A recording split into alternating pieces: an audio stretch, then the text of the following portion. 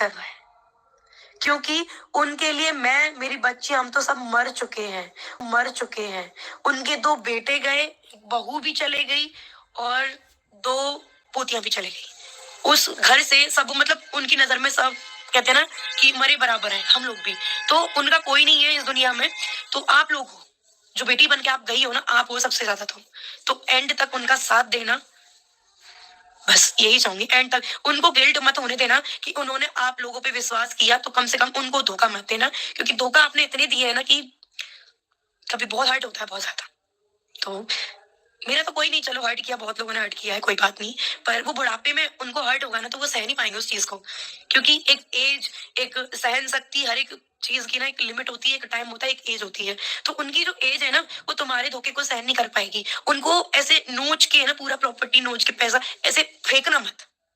वैसे तो पेंशन वेंशन सब एंड तक आएगी, बट थोड़ा उनका साथ देना, ठीक है। फ्रेंड्स, अंशु इतनी बड़ी सपोली निकली कि जो चीज वो अपने भाभी के साथ की, तो क्या गारंटी है कि वो अपने बुआ फूफा के साथ नहीं करेगी। तो सपना को भी यही शक हो रहा है कि मैंने इतना किया तो मुझे धोखा देने में इसको देर नहीं लगी, तो कल ऐसा ना हो कि मेरे सास ससुर के साथ भी ये सपोली ऐसे ही करे। क्योंकि धीरे धीरे अंशु का जो काली करतूत है वो सपना के सामने आ चुका है, और सपना को भी यही अंदेशा है कि कल मेरे साथ धोखा हुआ है, वही धोखा मेरे सास ससुर के साथ न हो जाए। आज सास ससुर के आंखों के ऊपर पर्दा पड़ा हुआ है, तो ये सारे लोग जो हैं अभी चल फिर रहे हैं, तो सब लोग इनको सपोर्ट कर रहे हैं, क्योंकि इनके पास लाखों की प्रॉपर्टी है। और जैसे ही ये सारी प्रॉपर्टी अंशु और अंशु के घर वालों के नाम होगी, तब ये लोग अंगूठा दिखा देंगे सास ससुर को, कहीं का नहीं छोड़ेंगे इनको।